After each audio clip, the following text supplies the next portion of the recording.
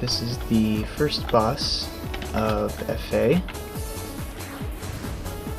Pretty easy if you're a high level.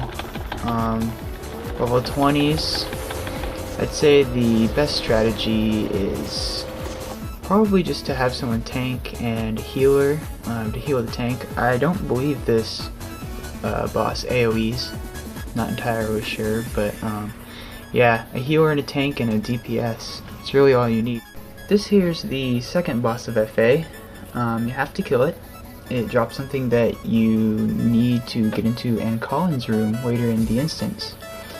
You want the tank to do most of the work here because it will have a damage over time poison. It'll hit about 250. If your DPS has enough hit points, it could probably take the hits. Just make sure your healer gets the job done. So I don't recommend alt-tabbing because this is what happens. Back to FA. This is the fourth boss, and what makes him so special, and by special I mean harder, is that he spawns ads. And you'll be fine as long as the healer stays on top of things, because if he drops heals, you're gonna have a pile of dead noobs and nothing to show for it. The tank should probably just stay on the boss, and the DPS should watch for ads. If you have a mage, this is where he can come in handy, as he can actually cast an AoE stun on these ads. I think it's called Discharge. Okay, so this is the third boss. If you can beat the fourth one, this one should be a cakewalk, pretty much. It's pretty much the same thing as the first boss, except he has an AoE. That's pretty much it. He's pretty simple.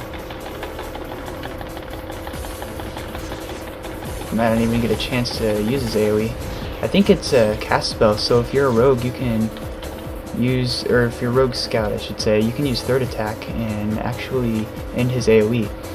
So if you got a scout or a rogue scout around, he would be perfect for this situation. So this is the last boss of the Forsaken Abbey. This is the Demon Witch and Colin. You can get purple drops from this boss. It's very rare, but it happens. So if you happen to get one, consider yourself lucky. As for tactics, this is just like the third boss. Just a third boss on steroids. It has an AoE. It's a cast spell. You can use your scout skill to negate that. Your healer wants to focus on the tank and other players if needed. And about halfway through, when Anne Colin gets to about 80k hit points, it'll summon a few necro mages, or whatever those things are, and what they do is sacrifice their hit points to Anne Colin, and she will regain those hit points. You don't have to, but you should try to kill them before they give Anne Colin more hit points. It'll just make everything a lot easier and go quicker. Mages should stay back, tank should tank, and DPS is DPS.